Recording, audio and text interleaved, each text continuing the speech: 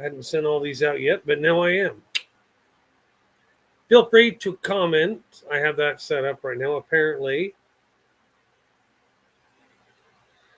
I keep on having it. I may as well make a fucking gigantic list just for people that I want to invite to do the lives or want them to know I'm going live. As I'm sure right now, some of my followers are getting a notification that I am live. I wasn't going to go live. I was going to pre-record. I did a pre-recorded one just for the participation certificates that we're trying to get around to getting up and sent off to Spray Tan Spudsmore Mackenzie. Now, having said that, yeah, they have to get back.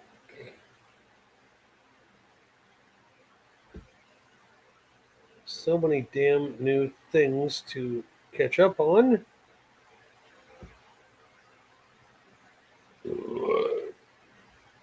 But I'm guessing somebody's watching. I don't know who yet. But remember, I am going live on YouTube via StreamYard. So if I don't get your comment for a good few minutes, that is not my fault. I'm not trying to be slow or anything like that. It's just the way it works out.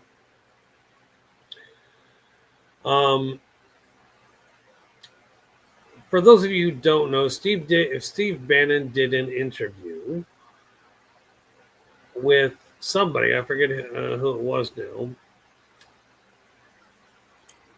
But the thing that really struck me as odd was the guy who sent it to me said it was cryptic as hell. I watched the Steve Bannon thing, and my wife listened to it.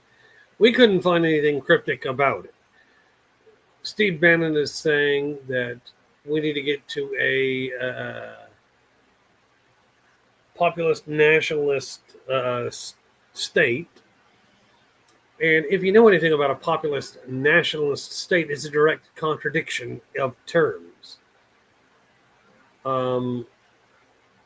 It really is. It's stupid and it's a regrettable choice of terms. Would you all like me to read to you what a populist nationalist is? And by the way, Steve Bannon also said we're living in a what kind of name? He said we're living in a I'm trying to remember the exact word he used. A corporatist society. And the Trump is our calling from God. Well, I'm sorry, but Trump is a free market capitalist proponent who also happens to be a part of that corporate chain. Ow. My eye's twitching. I don't know why.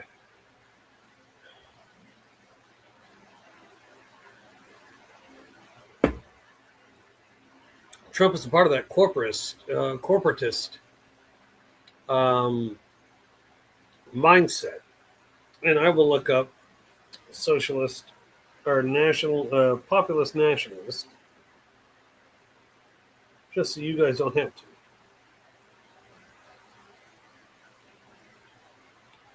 Looks like I'll actually have to type it in.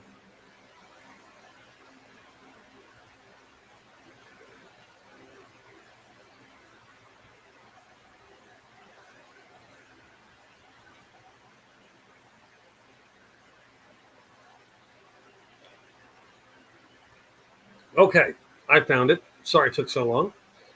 I will read this out to define it for you. That way you can hear it. This is the term Steve Bannon was referring to. Populist nationalism is a political ideology that combines a nationalist centrist focused with a populist appeal, proclaiming to represent the people against the corrupt elite. When you're a billionaire, that makes you the corrupt elite, which Trump is a part of.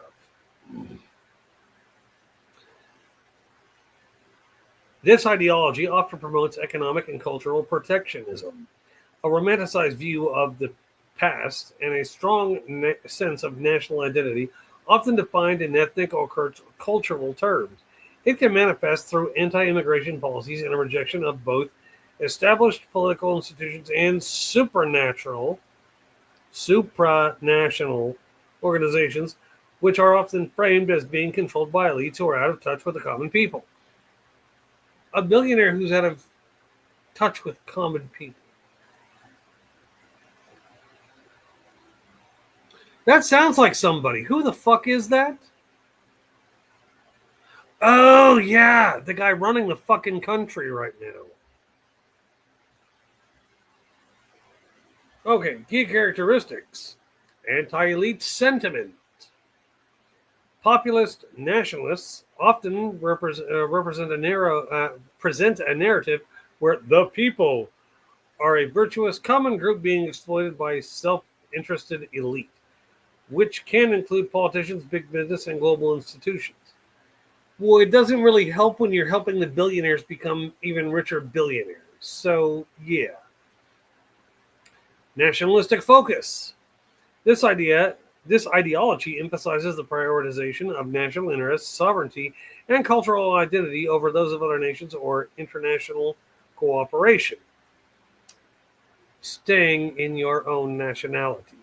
I do not approve of this. This sounds racist as fuck. But let's keep going. Protectionism. It often advocates for economic and cultural protectionism, such as tariffs and policies that restrict immigration to protect national jobs and cultural norms. Basically, in this case, it's a white guy trying to protect other racist white guys who think that their shit's being stolen.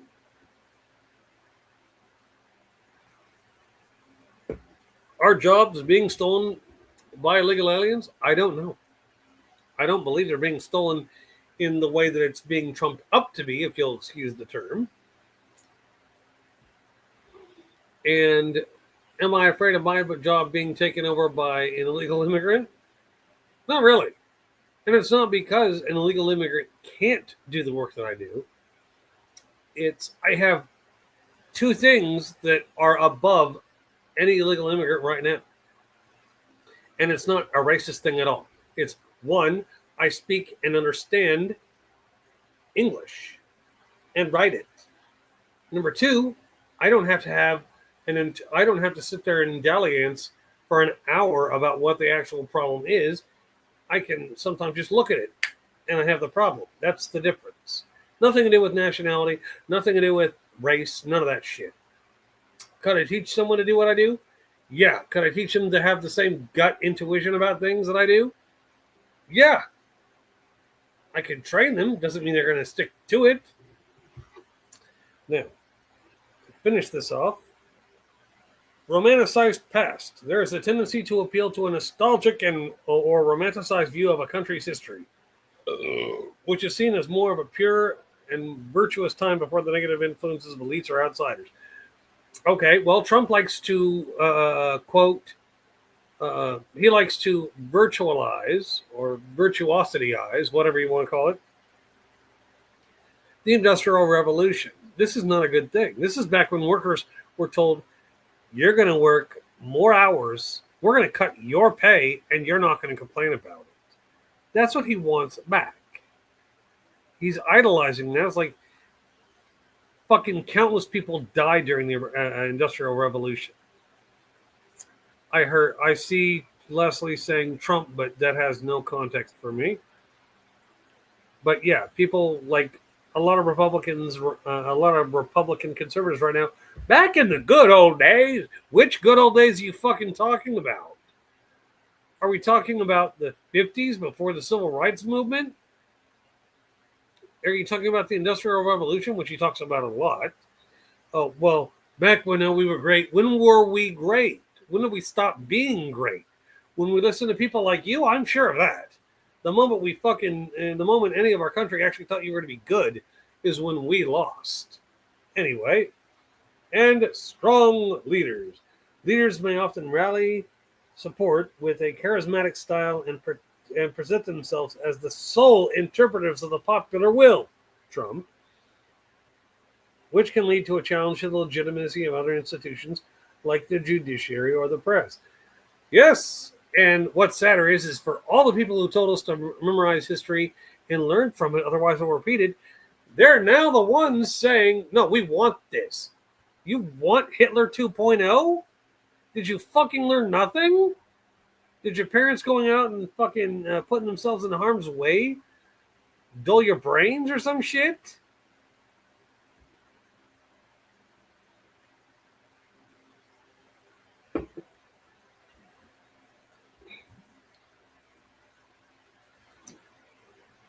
Now, potential effects of populist nationalism.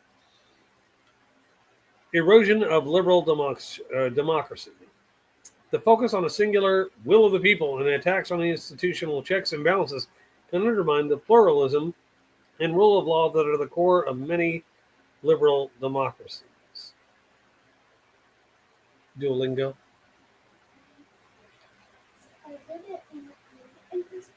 Okay, well, go get on something for a bit since I'm already on here, okay?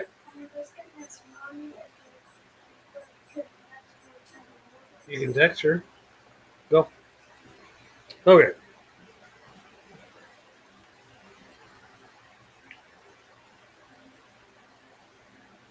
Okay, and the attacks on the constitutional checks and balances can undermine the pluralism and rule of law that are core to many liberal democracies. This meaning this power struggle between law and order and what Trump is doing, which he's claiming is law and order, isn't law and order. It's a cult of personality instead of rule of law. This is, if I say you're guilty, and I'm judge, jury, and execution. If I say you're fucking guilty and you need to spend the rest of your life in jail, it happens because I'm the top guy in the law. Doesn't matter if it's right or wrong. If it can happen to one of us, it can happen to any of us. That's the big issue. Increased division. By framing politics as a struggle between us, the people, and them, elites or outsiders, populist nationalism can exacerbate social and political divisions. He says that he's of the people. He loves the ordinary, but he also says he loves the uneducated. You can't have it both ways. You don't stand for the common man when you're taxing them to death and raising tariffs so that nobody can afford the food. Xenophobia and violence. The emphasis on specific national identity can lead to increased hostility, xenophobia, and even violence against minority groups or immigrants. Obstruction of international cooperation. The us versus them mentality can hinder cooperation on global issues like public health, climate change, or economic stability. A phenomenon seen during the COVID-19 pandemic. Who was in charge during the spread of COVID? That's right, doppelganger dipshit, Velveeta Voldemort, spray tan spaghetti head. And yes, Trump did say he loves the uneducated, Leslie, and that is the issue I have. Is not enough people are getting mad. I mean, there are a lot of people who are like, "Well, I'm educated." No, you're not. If you're going for Trump, you are not educated. Or perhaps you are miseducated. Like I've said many times on my program, you can have a college degree and it doesn't make you smart. How many fucking people have lots of money and a good job because they've got a hell of a degree, but yet they get fooled by simple, impish prestidigitation from Penn and Teller. Penn and Teller have proved this. They got a guy with a fucking master's degree in psychology on their stage. Did a trick telling him they were going to lie to him. They did everything they said they were going to do. And then when they asked him at the end of the trick, okay, you've got this high-end degree in psychology. Did you know any of that was going on? The guy looked sheepishly. No, I didn't. And Penn Jillette literally says, see what that degree did for you? All that education, all that higher learning. What it gets you? Fooled. Because your degree doesn't amount to anything other than a piece of paper because you attended a school long enough to get the degree, which didn't mean anything as far as your attention. You're just as easily conned as the next person. You're highly educated. You can probably read stuff. You can probably read through stuff I don't want to read, but you're still just a regular idiot. You can be fooled by the same sleight of hand as a homeless guy. So I stand by the people that are college educated aren't necessarily smarter. They can still be fooled by a con man. Steve Bannon also said that Trump will be president in 2028. We need to learn to live with it and just live with that fact. And I look back on him like, how? So, in response to this video, I posted to all of my social media the 22nd Amendment, the one dealing with presidents and their terms. And yes, I posted the entire amendment, and there is no loophole for Bannon or anybody who's on that to escape. They can't get through a loophole. There is no loophole at all.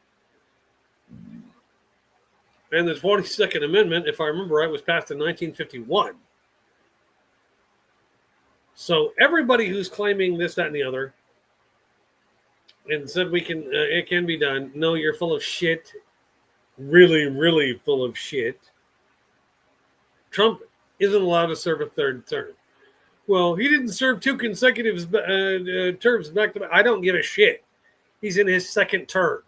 Well, that's not fair. He needs to serve. No, he doesn't. He's destroying the country now. What we need is a different leader. And yeah, Pillsbury Doughboy couchfucker is not what we should be aiming for. In fact, we should be running away from him because he's such a doughboy-faced clown, couch-fucking idiot, that he will allow Trump to say anything he wants as long as Trump doesn't fucking get rid of him, which Trump can't get rid of him anyway. Trump can't fire the vice president.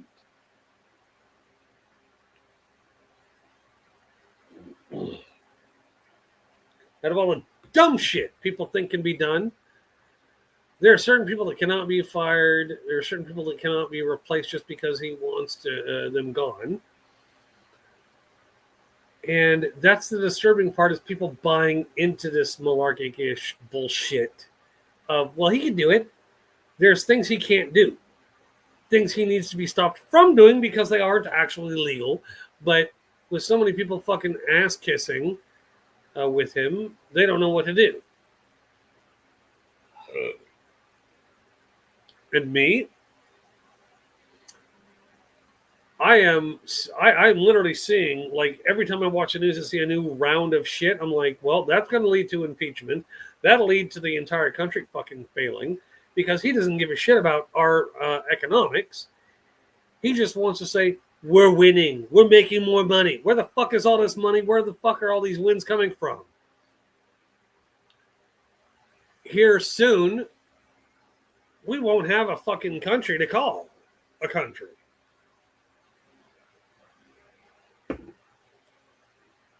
And unless, with the government shutdown, Republicans are saying, no, we put up a perfectly regular CR bill. It's perfectly good, perfectly straightforward. No, it's not. Just like Mike Johnson saying that they're trying to provide Medicaid to illegal aliens. It's not fucking possible or legal to do so. So his argument on that, right off the bat, gone. Throw that shit off the table. But they're going to run on it. They're running on a problem that does not fucking exist. And if they have to, they'll make up a problem to run on it that they're the only ones who can fix it. That's, upon looking back on my life, a lot of the problems that were created by Republicans during my lifetime.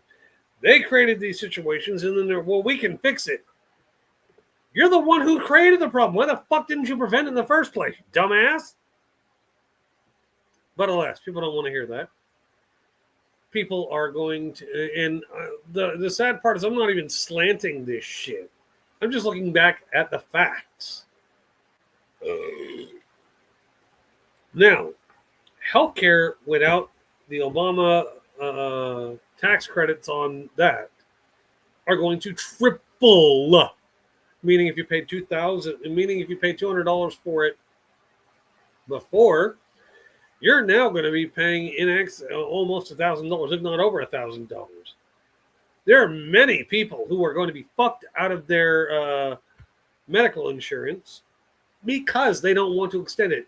Trump is trying to get rid of every bit of evidence that Obama was in office, and I personally believe, in my own heart of hearts, that's what the government shutdown is really about. Ending the stain of Obama so that Trump can say, well, we don't have any Obama stuff left.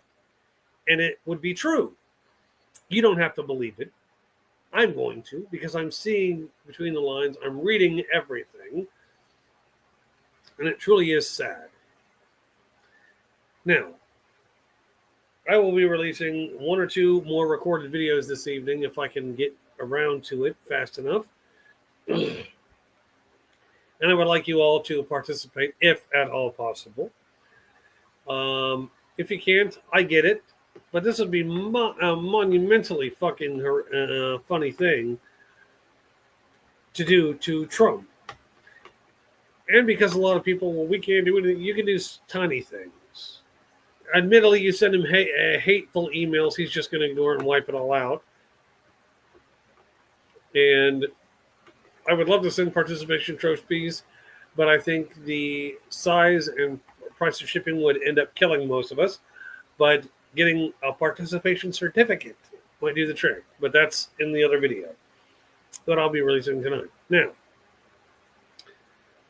with all these sycophantic fucksticks telling us that Trump will be president in 28, and merch already being made for it, Trump has already been on camera with it. There's proof it's not just camera tricks and bullshit. He's trying to proclaim himself winner of the 2028 election, which he can't participate in. Because if you fucking take down the 22nd Amendment, you have to allow Obama to run. I guarantee you, Obama will win by a fucking landslide you ain't seen since fucking Obama ran the last goddamn time. Now, having said that, and being the full of shit guy I probably seem to be at times, I am going to get off of here and worry about other things. I will be posting on Facebook and Instagram. Everywhere I can post, I'll post. But I'm looking for a replacement for Substack, because Substack isn't doing me any good. I've only got 3 subscribers on there. And it's mostly monetized participation. They have free stuff, plenty of it, but I don't want to feel a burden to you. I'm doing this for free because I enjoy doing it, not because of the monetary kickbacks. Like, quite a few people I know have gone on to be paid members of YouTube and other social media sites. I'm not one of them. I don't get paid to do this. I do this because I'm doing it. Would they love me to join up and make more viral videos? I'm sure, but I'm not about a viral video. You guys are informed by me, or somewhat informed by me. So I'm keeping to that wisdom. I'm not getting paid to do this. If I manage to get monetized without compromising what I want to do on my channel, then I'm okay with it. If anybody wants me to compromise about it, fuck off. I'll just stay independent until somebody kicks me off of whatever platform. All right, y'all. In closing, I'd like to say, if you support Trump, I feel for you. I am not a Trump person. I wasn't a Biden person. I was a Kamala Harris person. If Pete Buttigieg would run, yes, I would vote for him in a fucking heartbeat. Not because I'm a Democrat. Because I'm looking at what's best for the nation, not what's best for one party or the other. That's why I pick the people I do. And yes, I was one of those people who voted for fucking Bush twice. Yes, I'll admit it. And then I was the first person to fucking, when I heard Obama speak, it's like, that motherfucker is the next president right there. But you guys have a good time and stay thirsty, my friends. All right.